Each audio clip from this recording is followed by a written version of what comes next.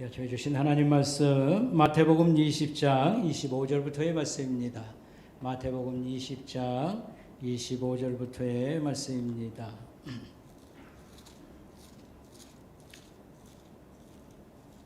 마태복음 20장 25절부터의 말씀입니다.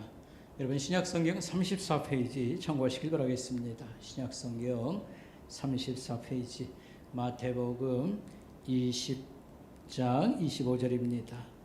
예수께서 제자들을 불러다가 이르시되 이방인의 집권자들이 그들을 임의로 주관하고 그 고관들이 그들에게 권세를 부리는 줄을 너희가 알거니와 너희 중에는 그렇지 않아야 하나니 너희 중에 누구든지 크고자 하는 자는 너희를 섬기는 자가 되고 너희 중에 누구든지 으뜸이 되고자 하는 자는 너희의 종이 되어야 하리라. 인자가 온 것은 섬김을 받으려 함이 아니라 도리어 섬기려 하고 자기 목숨을 많은 사람의 대속물로 주려 함이니라. 아멘. 아멘. 오늘 한 해를 마지막 보내는 마지막 주일 되겠습니다. 우리가 한 해 동안 하나님을 얼마나 잘 또 섬겼는가, 우리 형제들을 얼마나 잘 보살폈는가, 이런 관점에서 우리가 하나님의 말씀을 서로 나누기를 원합니다. 특별히 우리 섬김 또는 직분을 얼마나 충실했는가, 이런 관점에서 이런 주제로 말씀을 나누기를 원합니다. 오늘 성경 이야기에는 세베대의 아들 어머니가 예수님을 찾아와 면담하였다 하겠습니다. 세베대의 아들은 그 예수님의 제자 가운데 베드로와 요한을 얘기하겠습니다. 그래서 그 형제와 또 어머니까지 이렇게 찾아온 것으로 보여집니다. 그 어머니가 예수님에게 찾아와서 만나기를 원하고 예수님께서 그를 만나 주었을 때 내가 뭐 해주기를 원하는가 이렇게 물으셨습니다. 그랬더니 하나님의 나라가 임할 때에 예수님 좌우편의 그 자리에 우리 형제를 앉혀주세요, 이런 부탁을 했습니다. 그때 예수님이 듣고 답하신 것은 하나님 아버지가 예비한 사람에게 주실 것이다, 이렇게 말했습니다. 준비된 적절한 사람에게 내가 그 자리를 얻게 될 것이라, 이런 말씀을 해주셨습니다. 그리고 말씀하시기를 세상의 집권자들, 권력자들은 임의로 자기 뜻대로 권력을 마음대로 행사하는 일이 있으나 너희 중에는 그렇지 않다. 하나님 나라, 교회를 가르치지요? 는 그렇지 않다 라고 말씀하시면서 너희 중에 크고자 하는 자는 섬기는 자가 될 것이라. 크고자 하는 자는 섬기라, 이런 말씀을 하시며 내가 온 것은 섬김을 받으러 온 것이 아니고 섬기려 하고 내 목숨을 많은 사람들의 대속물로 주려 함이라, 이런 말씀을 주셨습니다.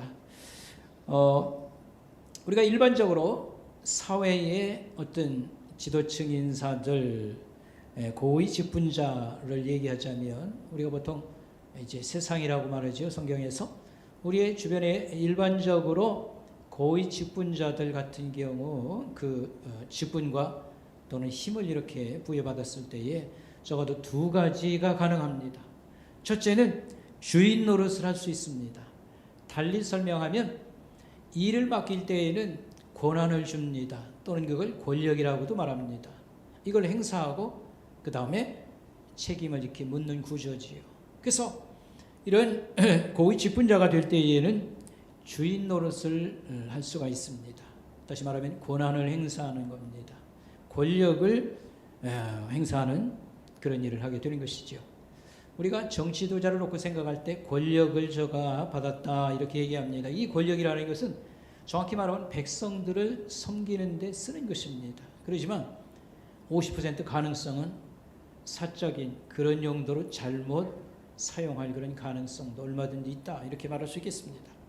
또 일반 사회에서의 고위 직분자는 사람을 움직일 수 있고 사람을 죽고 살게 할 수 있다, 이렇게 말할 수가 있겠습니다. 이 인사권 또는 재정권을 활용을 해서 사람에게 어떤 데는 좀 이제 원치 않는 사람에게도 자기를 따라오도록 그렇게 어떤 힘을 가하기도 하고요. 또는 우리가 밥줄이 끊어진다 이런 얘기를 하지 않습니까? 그래서 살고 죽게도 한다 이렇게 말할 수가 있겠습니다. 그러나 하나님 나라의 어떤 지도자들, 아니 고위 직분자, 고위자를 빼더라도요, 하나님 나라의 직분자들은 그 성격상 우리가 일반적으로 이 사회에서의 어떤 그런 지도자들과는 그 성격이 다른 것이라 이렇게 말할 수 있겠습니다. 성경에서는 하나님 나라는 어떤 나라인가 할 때 의와 그 다음에 사랑과 또 화평이 다스려지는 세상이라 이렇게 말하고요. 나의 뜻, 인간의 뜻이 아니라 하나님의 뜻이 실현되는 것이 곧 하나님의 나라다. 여러분, 하나님 나라 할 때에 뭐 천상을 생각하지 말고 우리 앞에 나타난 하나님 나라는 하나님 믿는 백성들의 모임, 이 교회가 하나님이 우리를 양육하고 세우고 영향을 주셔서 우리를 변화시켜서 이 땅에 빛을 발하게 하는 하나님 나라 교회를 의미하는 것입니다. 그래서 모든 교회의 직분자들은, 모든 직분자가 아니더라 할지라도 모든 신자들은 이 예수님을 배우고 또 예수님에게서 사랑을 이렇게 공급받아서 이렇게 섬기는 자들로 살아가는 그런 어떤 특성을 가졌다고 말할 수 있겠습니다. 좀 더 구체적인 얘기로 들어가서 우리가 생각해 보고자 하는 것은 성경에 교회의 대표적인 어떤 직분자 하면 목사, 장로 이런 사람을 얘기할 수 있겠습니다. 이 목사, 장로는 어떤 역할을 하는 사람인가 할 때에 목회의 동반자, 목회라는 것은 성도들을 양육하고 이렇게 키우는 것입니다. 이 일에 돕는 자가 목사와 장로다 이렇게 말할 수 있겠습니다. 특별히 이 목사와 장로를 이렇게 또 부르기도 해요. 가르치는 장로와 다스리는 장로라. 그래서 가르치는 장로라 할 때는 목사를 일컫고요. 그 다음에 다스리는 장로 할 때에는 우리가 일반적으로 장로님을 일컫기도 합니다. 여기서 다스린다는 말을 제가 설명하기 위해서 이런 이제 예를 지금 이제 들겠습니다. 데살로니가전서 5장 12절에 보면 너희 가운데 수고하고 주 안에서 너희를 다스리며 구원하는 자들을 알고 알아주고 잘 존경해야 된다. 이제 그런 말씀이 있어요. 너희 가운데 수고하고 주 안에서 너희를 다스리며 구원하는 자들. 이것은 잘 읽어보면 세 사람을 얘기하는 게 아닙니다. 수고하는 사람이 있고 다스리는 사람이 있고 그 다음에 구원하는 사람 따로 있고 그게 아니고 1인 3역 한 사람이 세 가지 역할을 한다고 하는 그런 의미가 되겠습니다. 여기서 장로는 섬김의 수고를 해서 다스리는 권위를 얻는 것입니다. 이런 어떤 결론을 우리가 얻을 수 있습니다. 섬김의 수고를 할 때에 다스림의 어떤 그 리더십을 발휘하는 것이 장로님 이렇게 말할 수가 있겠습니다. 그래서 교회에서 말하는 다스림이라고 말하는 것은 쉽게 말하면 다스림은 수고를 의미한다, 섬김을 의미한다 이렇게 말할 수가 있겠습니다. 제임스 헌터라고 하는 경영학에서 그런 책에서 이렇게 권력과 권위라고 하는 것을 잘 설명해 줬습니다. 우리가 보통 권력이라고 말할 때에는 지도자의 자리와 힘을 가지고 원치 않는 사람도 자기의 뜻을 따라오도록 어떤 그 힘을 가하고 영향력을 미치는 것. 다시 말하면 지배하는 능력을 일컬어서 우리가 권력이라고 말하고요. 권위라고 하는 것은 영향력을 미쳐서, 좋게 말하면 선한 영향력을 미쳐서 따라오도록 인도하는 것을 우리가 권위라 이렇게 말할 수 있겠습니다. 그래서 교회에서의 진정한 리더십은, 지도력이라고 하는 것은 곧 이 권위를 얘기하는 것입니다. 이렇게 말할 수 있겠습니다. 여기서 권위라고 하는 것, 사람들에게 영향을 주어서 따라오도록 하는 것은 인격과 수고를 통해서 사람들을 움직이는 것입니다. 이것을 가마력이라, 이렇게 인격적 가마력이라 이렇게 말할 수 있는 것입니다. 그래서 섬김의 사역을, 섬김의 일을 우리가 감당함으로 다른 사람에게 어떤 영향력을 주어서요 함께 협력하고 동조하고 따라오게 하고요. 그러므로 예수 그리스도를 따라가도록 본받도록 만들어주는 것. 그게 교회의 어떤 지도자들이나 또는 직분자들의 역할이라 이렇게 말할 수가 있겠습니다. 여기서 섬김은 그럼 무엇인가 할 때에 성탄절에도 제가 설교했습니다. 섬김은 낮아짐이요. 그 다음에 사랑의 섬김은 구체적으로 말할 때 약자들에 대한 관심이요 돌봄이라 이렇게 말할 수가 있겠습니다. 보네포라고 하는 신학자 큰 인물이죠. 이 보네포는 인간은 타인을 위한 존재가 되어야 된다 이런 말을 했고요. 우리 종교개혁 가장 우리가 크게 생각하는 존 칼빈 선생은 이렇게 말을 했습니다. 신자들이 돈을 버는 이유는 약한 사람을 돕고 또 이 재물을 이렇게 나누는데 중요한 의미가 있도다 이렇게 말을 했습니다. 자, 그래서 우리 모든 신자들은 뭐 직분을 가졌든 안 가졌든 우리가 섬김에 대해서 배워야 되고 삶에서 이것을 실천해야 된다 이렇게 말할 수가 있겠습니다. 우리 섬김의 모델이 된 사람 뭐 예수 그리스도가 뭐 대표적인 우리의 섬김의 전부이시고요. 그 다음에 우리 교회 안에서 신앙의 선배들 가운데에서 섬김의 아름다운 사람들이 너무도 많이 있습니다.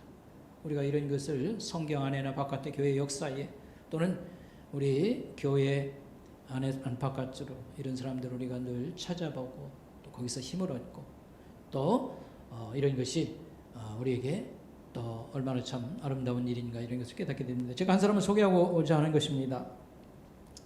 이 조선 땅 한국에 선교사로 왔던 간호선교사, 의사로 오신 선교사가 있고요. 간호학을 전공하고 와서 이렇게 병원에서 돕던 그런 선교사 가운데 엘리자베스 요한나 셰핑이라는 사람이 있습니다. 제가 이름을 이제 한국 이름으로 바꾸어서 서서평이라 이런 이름을 가지게 되었는데 이분은 여자분입니다. 전라도 광주를 중심으로 해서 이제 활동을 했고요. 병원에서 주로 사역하고 학교 사역 또 아름다운 여러 가지 섬김을 이렇게 이루었습니다. 서양에서 온 선교사지만 우리 그때 참 사는 거며 먹는 거며 생활하는 문화 수준이면 다 뭐 이렇게 낮은 수준 아닙니까? 서양 사람으로 와서 그러나 우리 백성들 위해 군림하는 그런 자세, 뻣뻣한 자세로 한 것이 아니라 우리 백성들의 눈높이에 맞춰서 함께 먹고 자고 이렇게 섬겼던 그런 사람입니다. 이 엘리자베스 셰핑은 원래는 독일 태생의 미국 사람입니다. 독일에서 태어났는데 아버지가 돌아가시고 그래서 어머니가 미국으로 갔을 때 이제 할머니 손에서 큰 다음에 제가 이제 미국으로 이제 건너가게 됐죠. 그래서 간호학을 전공했는데 1912년 일제 그 강점기가 되겠습니다. 일본 제국주의 밑에서 가장 우리가 힘들게 살 때에 우리 한국을 자원해서 찾아왔습니다. 저는 한국에 왔을 때 좀 전에도 설명했습니다만 똑같이 한국 사람들과 함께 어울려 사는 그런 삶을 살았습니다. 이것은 매우 쉽지 않은 겁니다. 꽁보리밥에 된장을 먹으면서 서양 사람이 꽁보리밥에 된장 우리에게는 뭐 그럴 수도 있지만요. 그건 너무 힘든 거 아니겠습니까? 꽁보리밥에 된장을 먹고 남자처럼 검정 고무신을 신고 무명 치마에 저고리를 입고 한국 사람과 똑같이 이렇게 살아낸 사람입니다. 뿐만 아니라 많은 사람들을 이렇게 돌봐주었는데 미혼모, 고아, 그 다음에 나병 환자, 노숙자들을 그야말로 가난하고 병든 사람들을 잘 돌봐서 나병 환자의 어머니라 이런 별칭을 얻었습니다. 특별히 한국의 여성 교육을 시켜야 이 사람들이 깨어서 개선된 삶을 살겠다 아마 이렇게 생각해 가지고요. 학교를 이렇게 세워서 교육 일을 또 많이 했습니다. 그래서 광주에 이일학교라고 하는 학교를 세웠습니다. 지금의 이 학교가 한일 장신대학으로 이렇게 이제는 컸죠. 그 다음에 한국에 뭐 병원도 별로 없었거니와 의사도 없거니와 간호사도 없던 시절이었습니다. 그래서 간호사 양성을 위해서 조선 간호부학교라고 하는 그 협회라고 하는 것을 세웠습니다. 이게 한국 간호협회라고 하는 현재 있는 단체의 그 시작입니다. 그래서 많은 간호사 양성을 했고요. 그런 단순히 병원에서만 종사하는 게 아니고 이런 선교사 가르치는 거, 그 다음에 전도 선교에도 열정이 있었어요. 이 광주를 중심으로 해서 전라도 일대 뭐 전체, 목포라든지 뭐 그 일대 전체를 여행하며 전도했고요. 제주도까지 영향력을 이렇게 미치게 된 것입니다. 그는 14명의 그 양자를 받았습니다. 대부분 이 딸아이들을 데려다가 키웠습니다. 그리고 남자아이 하나, 요셉이라고 하나를 또 이렇게 키우지요. 근데 우리 생각에 뭐 데려다 키우면 밥 먹이고 학교 보내면 되지 뭐 그렇게 생각하는데, 이분은 처녀 몸으로 결혼을 하지 않았습니다. 근데 똑같이 우리 부모들이 키우는 거하고 거의 뭐 대동소이합니다. 그래서 이 부모 없는 아이들을 데려다가요 학교를 보내고 잘 보살펴서 다 결혼을 시킵니다. 결혼시킬 때에도 그 신랑감이고요 전부 다 일일이 간섭을 하고 있지 않습니까? 이래서 이렇게 결혼을 잘 시켜서 잘 된 경우도 있고요. 또 가서 뭐 근거 없이 이렇게 살던 사람이 사는데 어려움이 많지 않겠습니까? 그러면 뭐 땅도 조금 한 100평이고 이렇게 마련해서 먹고 살게도 해주고요. 정말 훌륭한 그런 어머니 역할을 했습니다. 이분이 요양원이나 무슨 고아원을 세우는 게 주 임무가 아니지 않습니까? 그런데도 불구하고 이렇게 14명의 자식들을 자기가 입양해서 키웠고요. 그 다음에 지금은 여성들이 혼자 되어도 얼마든지 취직해서 활동합니다만 그 당시에는 소방 맞은 사람이라든지 쫓겨난 여자들이 많았어요. 38명을 데려다가 먹이고 돌보는 일입니다. 좀 경제가 나아지면 그런 일도 좀 하기가 쉬워요. 뭐 이렇게 방문하는 사람도 있고 뭐 후원자도 있고. 그러나 이때가 언제냐면 외정, 일본 제국주의가 한국을 삼키고요. 그 다음에 모든 그 자원들을 뺏어가고 식량을 완전히 뺏어가던 시절입니다. 그러니까 사는 게 이루 말할 수가 없습니다. 근데 이 일학교에 조아라라고 하는 교사가 데려왔어요. 좀 똑똑하고 그래서 광주에는 수피아 여학교라고 하는 곳이 있는데 좀 나았던 것 같습니다. 그래서 이 일학교를 세우고 이 한국 사람 조아라라는 교사를 이렇게 이 교장 선생님 서서평 이 선교사가 데리고 온 겁니다. 근데 와가지고 학교를 시찰하고서는 덴번 교장실에 찾아가서 항의를 했습니다. 우리 수피아 학교 같은 경우에는 애들 하루 이제 급식비라든지 이런 게 얼마인데 여기는 그 3분의 1밖에 되지 않냐. 이렇게 어떻게 할 수가 있습니까? 한국 사람이라고 무시하냐. 이제 이 얘기죠. 근데 사정을 얘기하는 겁니다. 당시에 이제 선교사들이 그래도 적잖게 와서 활동할 때에 일반적으로 하루 선교사들 그 활동비, 식비라든지 생활비가 3원을 썼어요. 근데 이 서서평 교장 선생님이 10전을 썼어요.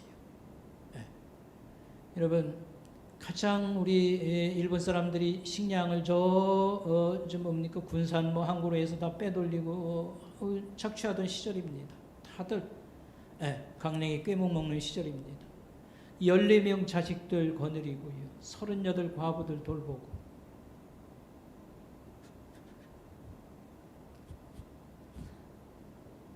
얼마나 배가 고팠겠어요. 다른 사람 3원 쓸 때 10전을 가지고 먹으면서 강냉이 중에다가 된장 후기했습니다. 그래서 이 똑똑한 선생이 와가지고 항의하다가요 꼬리를 내리고 입을 다물 수 없게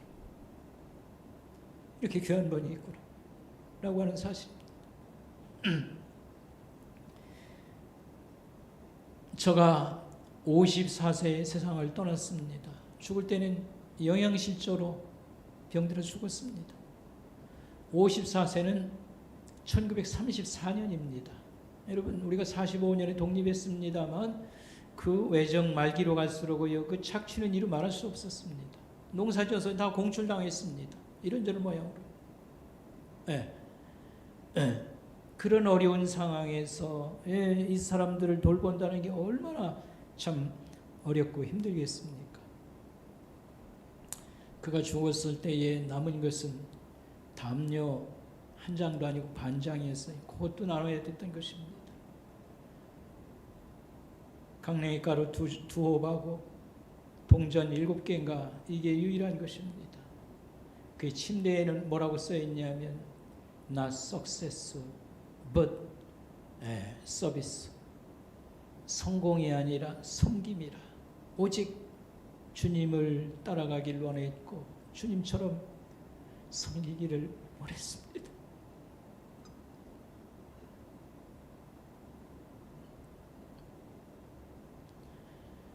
이 땅에 이런 좋은 사람들을 보내주어서 오늘 우리가 예수를 믿게 되고 또 그래도 이 어려운 시절 지나서 밥이라도 먹고 이렇게 풍족하게 사는 것을 우연히 된 일이 아니라고 하는 것.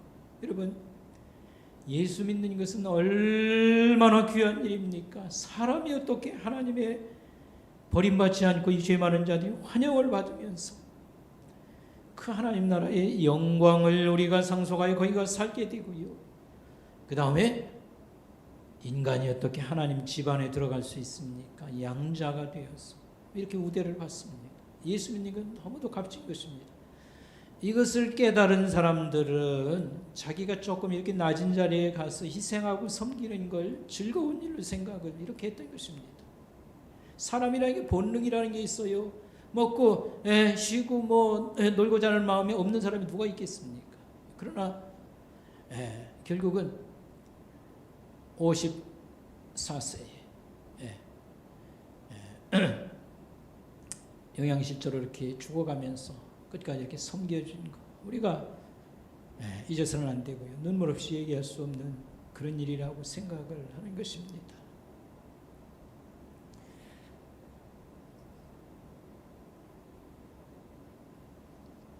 로마서는 16장까지 있습니다. 로마서 맨 끝 16장에는 사도 바울이 인사로 이 책을 끝냅니다. 그 인사말을 쓸 때 자기를 도와줬거나 여러 가지 고마운 사람들 안부를 쫙 물어요. 35명의 이름이 나와요.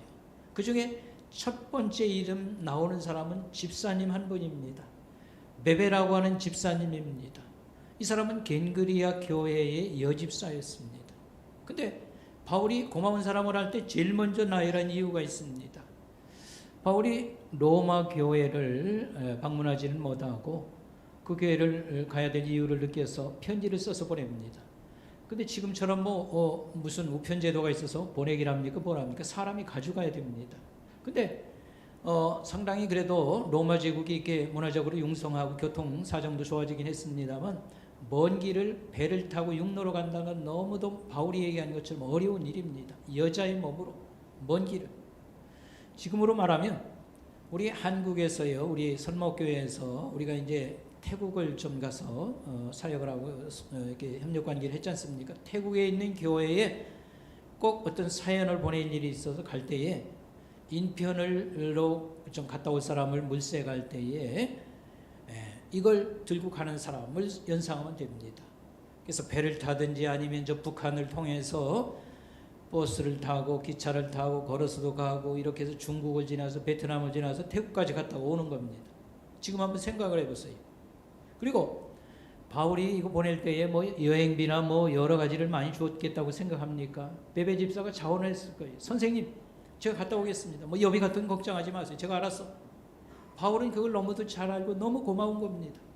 그래서 이 35명 고마운 사람들을 쭉 인사를 이렇게 안부를 묻고 할 때 제일 먼저 올려놓은 게 베베 집사였습니다.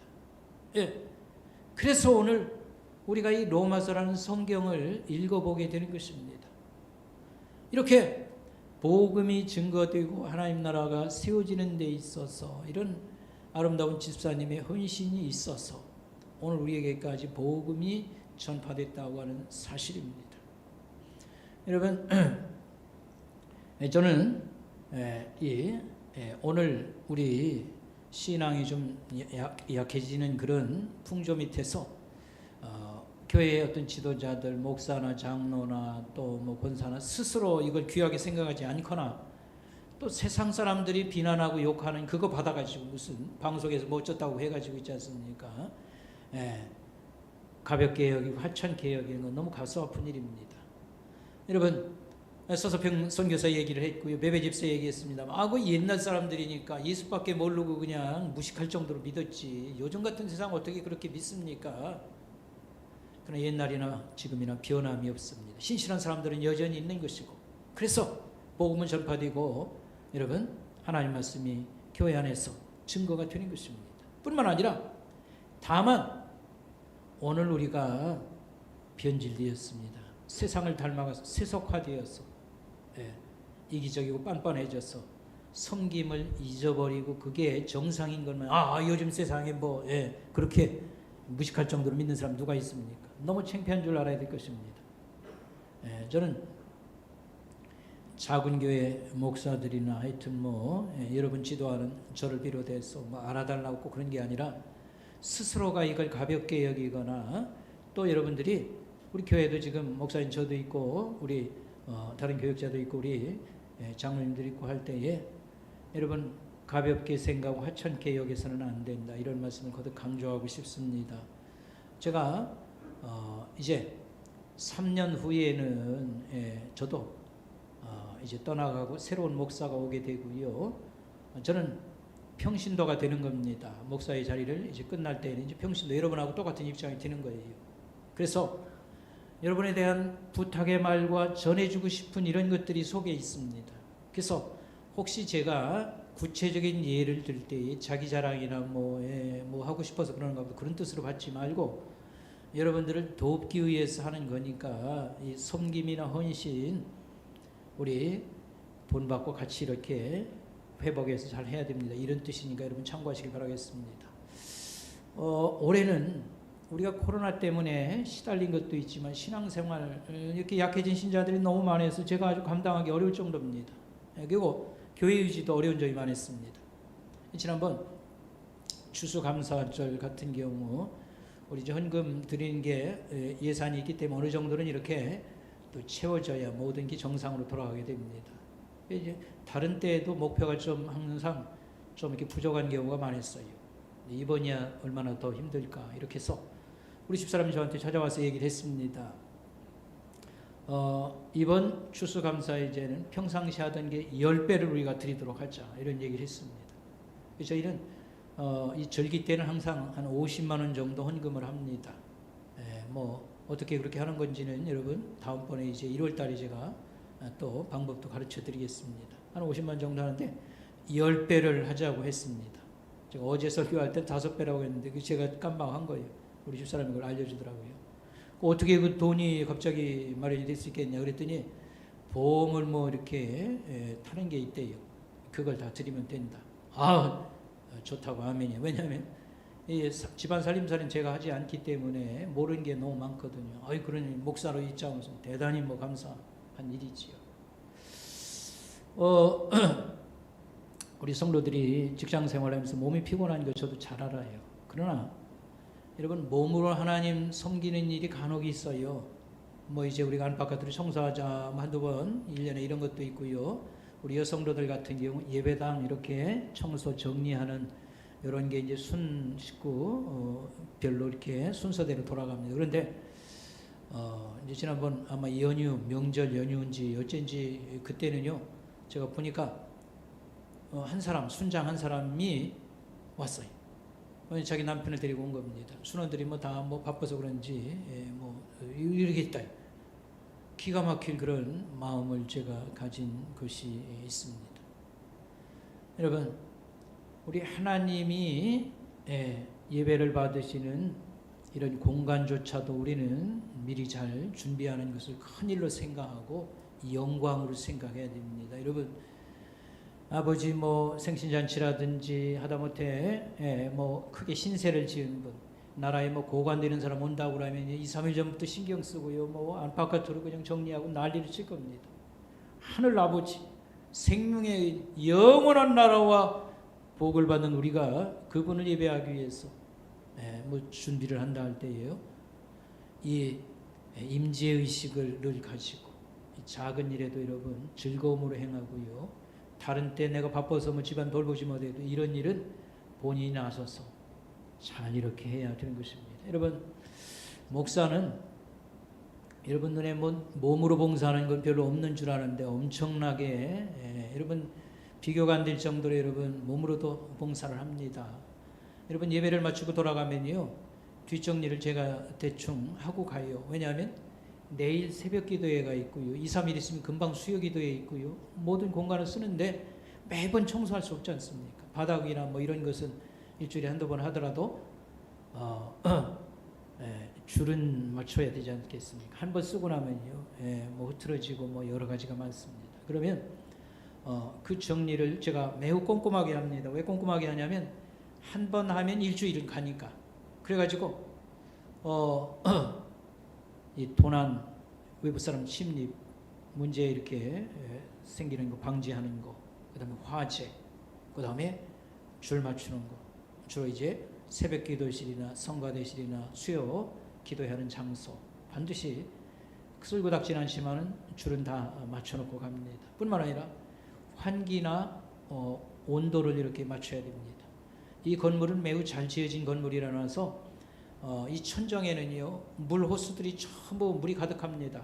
스프링클러라고 하는 거. 헤드가 얼으면 다 터지게 돼 있어요. 이 건물은 0도 이하로 안 내려가야 됩니다. 그러니까 매일같이 겨울만 되면 있지 않습니까? 머리 쓰는 게 내일 날씨가 어떠냐, 영하냐, 영상이냐. 그래서 영하 뭐 2, 3도 정도는 뭐 문제가 없어요. 건물은 영상을 유지하지만 밖에 많이 추우면 여기도 영하로 내려갑니다. 그러면 여기 문제가 막 생길 게 한두 가지가 아닙니다. 그러니까 이제 그거 하기 위해서 이제 보통은 한 1시간 정도 걸리는데 이게 숙달이 한 40분 정도면 이제 할 수 있어요. 그러나 지난번 강추위가 온다고 할 땐 이틀에 걸쳐서 2번이나 한 2시간 정도 했습니다. 아니 2시간 뭐 할 게 2시간씩 있습니까? 새벽 기도할 때 있지 않습니까? 난방을 해도요 이 발이 좀 시렵고 추워요. 원인을 가만히 생각해 보니까 외부에서 바람이 들어온 거예요. 그래서 창문이 있으니까 다 일일이 손을 가서 대서요 찬바람이 들어오는 거 있으면 다 테이프로 봉해 버립니다. 그러면 조금만 이렇게 난방을 해도 아주 따뜻하게 이렇게 할 수가 있거든요. 예. 그러고 다른 여러분 생각지도 않은 주방이나 뭐 다른 시설에도 환기통들이 있기 때문에 밖에서 다 그걸 봉해야 됩니다. 그러지 않으면 강추위에 뭐 수도관 다 이미 저희가 돼 있습니다만 해결이 안 돼요. 강추위가 오면. 예. 그래서 사고도 많이 당했고. 그래서 요점은 뭐냐 하면 옛날이나 지금이나 변함이 없습니다. 뭐든지 정상으로 돌아갈 때는 누군가가 섬김과 땀 흘림이 있는 거. 우리 성도들이 적지 않게 협력을 합니다만 모두가 협력을 하면 어떤 일이 생기냐 하면 매우 왕성하게 돌아가는 거고요. 협력이 잘 안 되고 몇 사람만 이렇게 수고하면 그냥 근근히 이렇게 가는 거 여러분 생각하면 좋겠습니다. 자 마지막으로요 제가 제가 아까 3년 얘기를 했지 않습니까? 가기 전에 직분자를 마지막 한 번 더 세우고 가기를 원하고 제가 임직식을 못하면 다 준비해 놓고 다음 목사가 와서 임직식을 아마 하게 될 겁니다. 그때를 위해서 여러분 몇 가지 여러분들에게 알려드릴 게 있습니다. 첫째는 어떤 사람은 교회 직분자로 세워야 될 거냐 할 때 첫째가 경건생활에 힘쓰는 사람을 세워야 됩니다. 여기서 경건생활은 성경을 읽고 배우고 기도하는 것을 얘기합니다.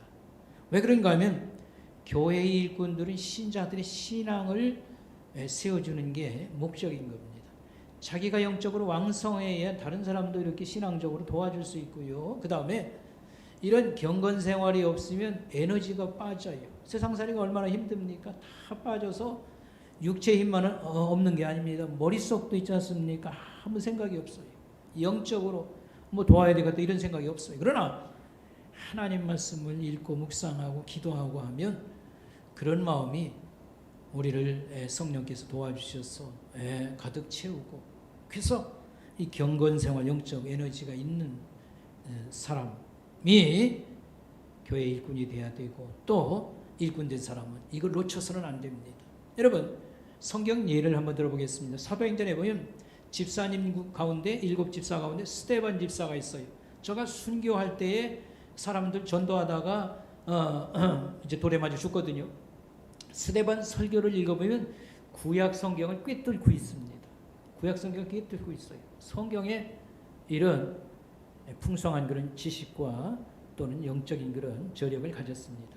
그 다음에 또 빌립 집사, 에티오피아 내시에게 전도를 할 때요, 저가 성경책을 딱 펴가지고 물어봐요. 이사야서 이게 누굴 가르칩니까?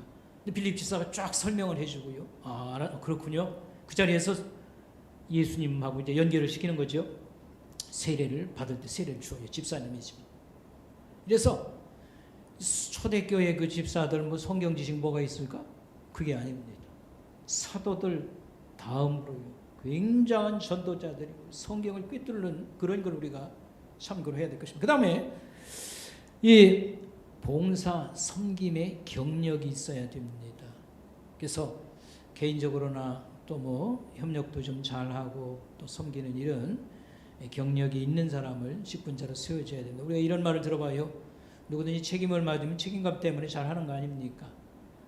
그 말은 일리는 있지만 정답은 아닙니다.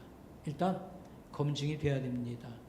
자기 신앙에도 힘쓰고 또 협력하고 섬기는 이런 경력을 가진 사람은 세워야 되고요. 그 다음에 또 세 번째로요. 이 직분자를 왜 세우느냐 하면 일이 있는데 일을 하게 하기 위해서 일꾼을 세우는 겁니다. 그러나 우리 한국 사람들은 우리가 어렸을 때 그렇게 교육을 안 받았지만 부모 때부터 내려오는 의식이 있어요. 그게 바로 뭡니까? 입신양명이라는 거예요. 사람이 났으면 배워가지고 세상에서 행사 한 번, 빛을 한 번 봐야 되지 않냐? 입신양명. 이게 머릿속에 무의식 속에 들어있는 겁니다. 그래서 교회에서 그래도 알아주는 뭐 직분을 하나 가지면 좋겠다. 뭐 이런 게 있어가지고요. 제일 경쟁이 심하고 제일 문제가 많은 게 이 직분자하고 관계된 겁니다. 뭐 이게 제대로 안 되면요 교회를 나가고요. 당장은 안 나더라도 슬금슬금해서 다 나가고요. 그러나 여러분 이것을 알으셔야 됩니다. 우리 선목교회만 해도 숫자적으로는 적지는 않습니다. 그러나 이 일을 100% 안 한다는 건 아니고 힘싸는 거 있고 남하는데 이렇게 손 하나 얹는 거하고는 다른 겁니다. 그래서 일단 우리 직분자인 사람들은 아까 그랬잖아요. 아직 3년 시간이 있으니까 여러분들이 영적인 이런 것들을 이렇게 회복해 가면서 있는 힘을 다해서 이렇게 섬기면 그냥 근근히 유지되는 교회가 왕성한 하나님의 그런 영광도 드러나고 또 열매도 많이 나타나고 그렇게 할 것입니다. 특별히 이 직분이 도대체 뭐 하는 건지를 여러분 알고 있어야 돼요. 하여튼 우리 뭐 어린 학생들까지라도 좀 알았으면 좋겠어요. 그거 뭐 하는 겁니까? 그거 뭐 복잡하게 설명할 거 없어요. 장로라고 하는 직분은 뭐 하는 겁니까? 라고 할 때에 감독과 이렇게 섬기는 일, 성도들을 돌보는 일이 그 핵심입니다. 감독과 돌보는, 여기 감독이라는 것은 지켜보는 거예요. 뭘 지켜봅니까? 목사가 잘하나 못하나 그거 지켜보고 감시하는 게 아닙니다. 성도들을 지켜봐요. 신앙이 잘하는 건지 신앙이 병들고 어려워지는 건지 이거 감시하고요. 감시라는 말은 이라고요. 그거 지켜보고요. 그 다음에 그들의 삶의 어떤 변화들, 실직당하고 또 생활에 이렇게 어려움 당하고 장사가 안 돼서 고통당하고 이런 것을 살펴서 이 신앙적으로 이렇게 손해가 나지 않도록 가서 격려하고 돕고, 이게 장로의 하는 일입니다. 목사가 이런 일을 하는데 이걸 돕는 거예요. 가령 성도들 가정에 큰 변화가 일어납니다. 장례 찾아가고 함께 해줘야 되고 정성스럽게 우리가 도와줘야 됩니다.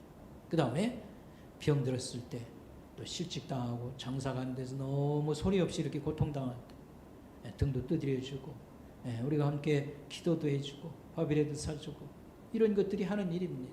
근데 한국에는 이상한 풍조가 있어요. 뭐 여기 이상한 거 몇 가지는 있는데 이 예배라는 것이 한국에서는요 제대로 미국 선교사들에 의해서 막 부흥할 때 들어왔기 때문에 예배라는 걸 제대로 배우지를 못하고요. 두 번째, 우리 이 직분을 제대로 배우지 못한 게 있습니다. 이 장로계는 어디서 출발했냐면 스코틀랜드에서 출발했어요. 스코틀랜드에서 장로 제도라는 게 나왔고 이게 네덜란드에 꽃 피고 영국으로 건너가고 또 미국으로 가고 이렇게 됐습니다. 근데 스코틀랜드나 아니면 네덜란드의 장로들은 어떻게 하냐면요, 1년에 한 번 신방을 해요. 아니 목사도 신방하고 그러니까 어려운 일 당하고 신앙 문제가 심각한 일이 늘 발생하기 때문에 그런 겁니다. 장로님 신방은 뭐냐 하면 설교를 알아듣는가, 설교를 저가 듣고서 삶에 실천하는지를 면담을 통해서 계속 확인하는 겁니다. 네. 이게 장로님들 신방인 겁니다. 근데 한국은 그런 게 빠져버렸어요. 그래 놓고서 무슨 대책 회의만 맨날 열고 있지 않습니까? 이런 얘기가 쏟아지면 머리가 복잡해지는 거 있지요. 목회에 큰 도움이 되는 게 아니고 이런 부작용을 또 가지기도 하는 단점이 있다고 하는 거. 그 다음에 이 집사는 뭐 하는 일인가?